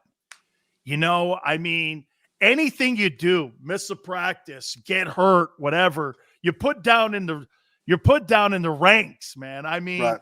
It ain't like going somewhere else, but he treated you fairly, right? No doubt about it. He always did. And I remember our running back room, we had Sammy Smith and Dexter Carter and Victor Floyd and Amp Lee and Edgar Bennett and they benched the other guy named Marion Butts. They moved him to defense, and 2 years later became the AFC rusher for San Diego Chargers. Our quarterback room with Charlie Ward and Casey Weldon and Danny McManus and Chris Winkie. Somehow the transfer portal wasn't into play, but they all treated us with respect. Somehow it all worked out well for all of us. But it was because of the way they ran the program. We had respect for the program, and we wanted to be there and knew that was the best place for us, pretty much on and off the field. Brad, the 86 game, I remember Sammy came through the middle. It was like the first part of the game, and we separated his shoulder. Jerome Brown and Stubbs looked over at me. He goes, that's a damn God blessing right there. That kid can move, man. Yeah. And I'm like it was like the third play, and I think we also knocked Danny out of that game too. And they brought somebody else in. Ferguson, that sounds like right? Chip Ferguson? Does that sound right, Chip Ferguson? Ferguson, yep, sure was. Yeah, they brought him in. But, man, I'll tell you, Brad, those games, I told everybody, if you think you're playing a 60-minute game, you are. Because that game could be in doubt all the way to 59-45, man, when you play in them FSU Miami games. Championships going to the national championship. So it was between, Miami and Florida State. So that was our goal. We were in the Metro at that time, in all the other sports, but in football, we were independent. So that's where, it came down to who can win the state championship, because the best athletes were in the state of Florida at that time. And no doubt it ran for that long period of time. It ran through the state of Florida. Absolutely. Brad, it was great catching up with you, man, and reflecting a little bit here on Bobby Bowden. Thank you so much, brother. I appreciate it. Awesome, Dad. I appreciate it, man. Thank you. You got it. Brad Johnson played for Coach Bowden and obviously won a Super Bowl championship with the Tampa Bay Buccaneers as well. We'll take a short time out. You keep it here on the National Football Show. I get scared sometimes. Of a lot of things. Joining in. Decisions. The dark. The dark. But I once heard someone say, but as I always say, it's okay to be afraid. As long as you face the fear. And keep moving forward. Wherever you are in life, count on the name trusted in insurance for over 80 years. Independence Blue Cross.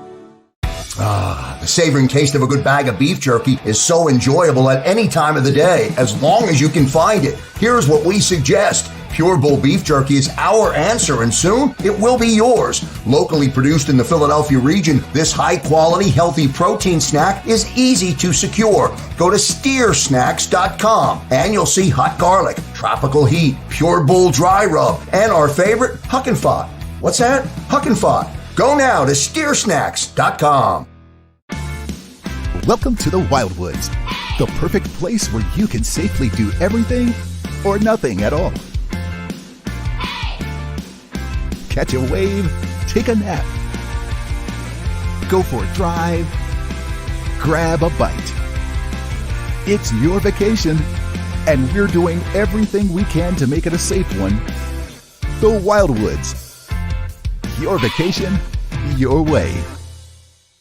The International Brotherhood of Electrical Workers, Local Union 98, is a proud sponsor of The Labor Show with J. and Krause every Saturday night from 6 till 8 p.m. IBEW Local 98's highly trained and superbly skilled electricians are the best in the business, setting the highest safety standards in the electrical industry. So when you're planning your next industrial, commercial, or residential project, choose an IBEW Local 98 union contractor.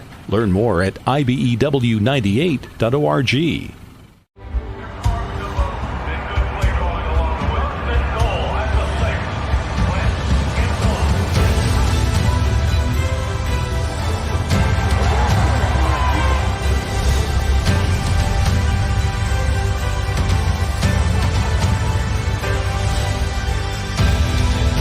Field of life, First Trust Bank is there for you. Champions on 3. 1, 2, 3. Because Philadelphia dreams deserve a Philadelphia bank. This is a key. It's a family tree. It's a pair of wings. It's a secret handshake. And a ticket to anywhere in the world. It's more than a uniform.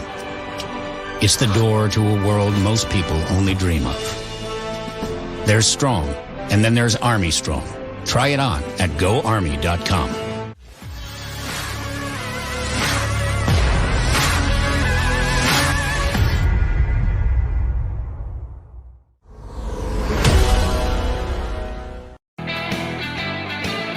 Welcome back to the National Football Show. Dan Sileo.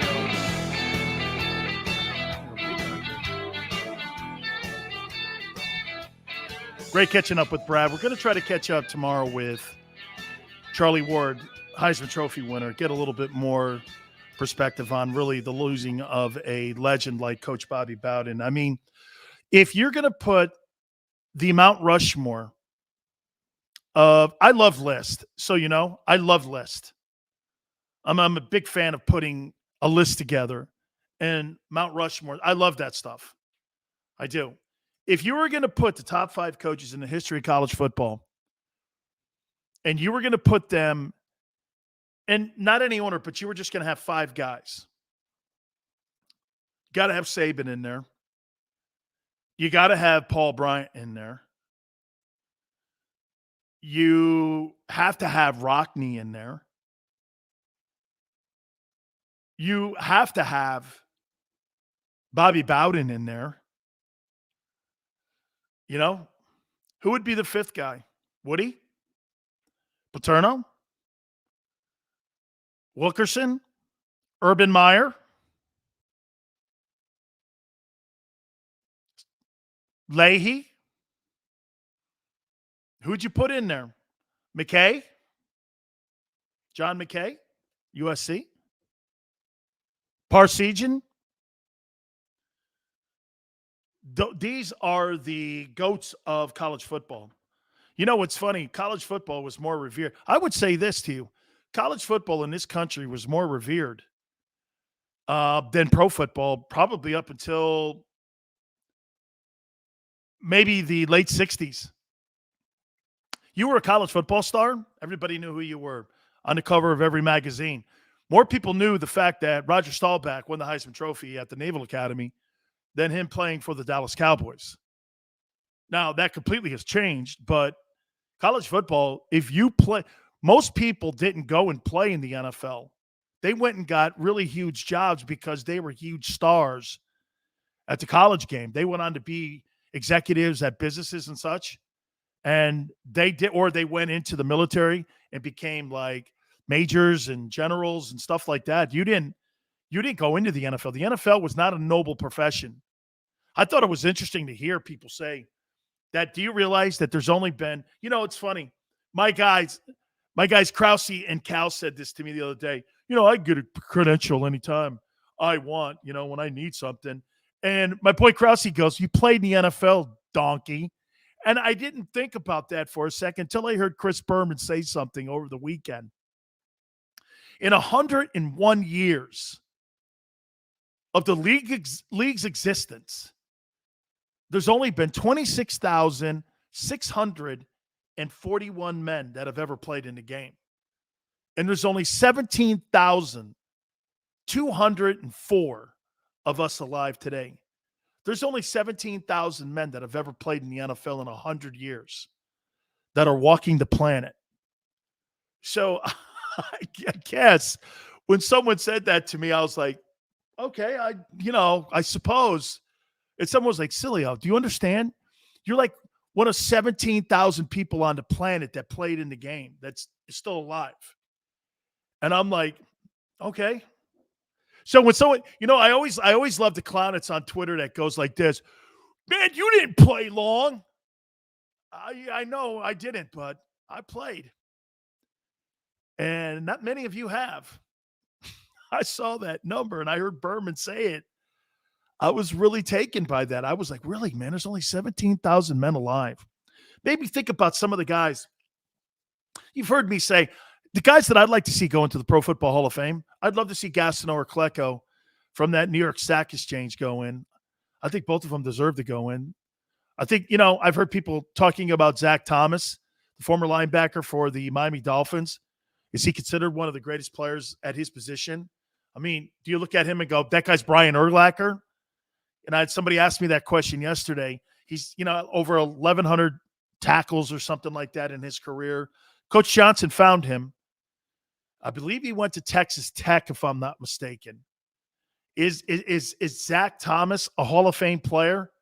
Boy, he's got a lot of accolades. And if you look at his resume, I mean, Drew Pearson going in, Drew's got 3 Pro Bowls. And I thought that was a little light in the number. Now, he made the all-decade team in the 70s, and he was Roger Staubach's number 1 go-to guy. He was called Mr. Reliable for a reason. But I was like, wow, only 3 Pro Bowls? I know a ton of receivers that aren't being considered that have bigger numbers and, I don't know, maybe had more impact. But he was on like a great Cowboy team. That Cowboy team had doomsday defense, and you had Staubach and you had Tony Dorsett. They were really good. And plus Coach Landry. So probably rightfully so. But Zach Thomas, Hall of Famer? Probably. But I hate doing that because when I do this and I say probably, I always say this when it comes to that, probably. That's not really a good indication on whether or not that guy should be a Hall of Famer or not. You know what I mean? I mean, I don't know. I look at that and I go, I don't know. You know, I do think this coach needs to be in the Pro Football Hall of Fame. Maybe you guys can help me out on this. Dick Vermeil. Here, I'm going to name you some coaches that are in. You really think Bud Grant, who never won a Super Bowl, went to 4 of them, I think. Do you think that Vermeil was better than Bud Grant? Boy, I do. Do you think that Dick Vermeil was a better coach than Marv Levy? Hey, and by the way, these other coaches that are in the Hall of Fame, I think they're great coaches. I'm not throwing any shade, but where's Vermeil in this conversation? You got to remember something on what he did. Dick Vermeil, when he took over that Eagles job, had just taken over a UCLA program that was not doing anything and had not done anything. He took a UCLA team and resurrected it and made it a Rose Bowl team. And if it wasn't for him leaving, Terry Donahue would never have gotten that job. Terry Donahue just passed away a couple weeks ago. He's the legendary Bruins coach. Well, he took over for Dick. Vermeil did not want to leave that UCLA job. You know, his wife loved it in Los Angeles. He had a chance to make that UCLA program, you know, even bigger than what it was going to become. I mean, Terry Donahue took all the things that Dick Vermeil did and turned that program around. You know, Donahue was on that Vermeil staff. That's how he got the job. They just hired from within. So Dick takes the Eagle job. Do you know how bad the Eagles were when he took that team over? I mean, they were awful. They had not won in a boatload of years. Fans were barely showing up at the vet. You know what he did? He walked in there. That guy had, get this, he even had public tryouts for people in the community to try to make the Eagles because he wanted the community to be proud of the team again. He thought it was so important for everyone in Philadelphia to love that team again. He wanted everybody to play for all the legendary players like Bednarik and McDonald and those guys. I mean, all the people that had played, all the people that had coached, all those legendary teams, the 60 championship team, all that stuff, man. Robustelli told me numerous times about the fans who used to show up. I believe, if I'm not mistaken, I think they played at Franklin Field before they played at the Vet. I think the Eagles played at Franklin Field. Robustelli used to play games there. Then they show up at the Vet, and nobody was going because they sucked. You had diehard Eagle fans. They loved that team. Fly, Eagles, fly. I mean, look, it's legendary. It's a legendary fan base.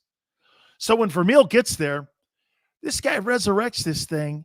They go all, and get this, you're in a division with the Washington Redskins and the Cowboys, and you're winning the division, and you're beating people up. Those Eagle teams, hey, and by the way, for the record, when I saw Harold Carmichael get his jacket and he was inducted into the Hall of Fame, do you know what my initial comments were? I thought Harold Carmichael was already in. Harold Carmichael was if Harold Carmichael played in today's game, you couldn't defend him. This guy was like 6'9", and I don't ever remember Harold Carmichael dropping a football. I think he has some sort of insane streak where he has over 100 games with a catch. I mean, this guy could not drop a pass. I would make this point to you. Harold Carmichael is the greatest wide receiver the Philadelphia Eagles have ever produced. There was nothing like him. This guy was like a unicorn out there, dude. 6'9", could run. Nobody could defend him. You know, back then you could mug a guy. And Vermeil used that, man. Jaworski and those guys, man, they won a lot of games. And I believe they had a running back by the name of Wilbert Montgomery. And they had a great defense. Big Hands Johnson was on that team. Berge was on, Bill's a dear friend, was on them teams. And Vermeil put community pride into that.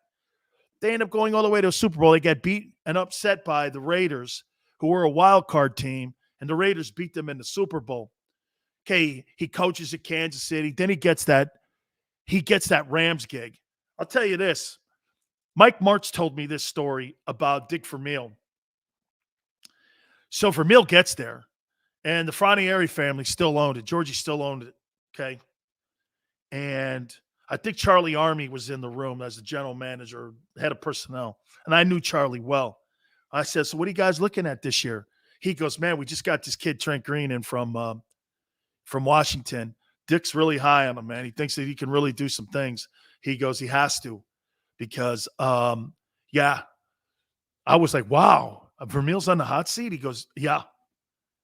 So everybody that's on that coaching staff knows that if Dick Vermeil doesn't get this thing going in the right direction, he could be fired after the first 4 games of the year.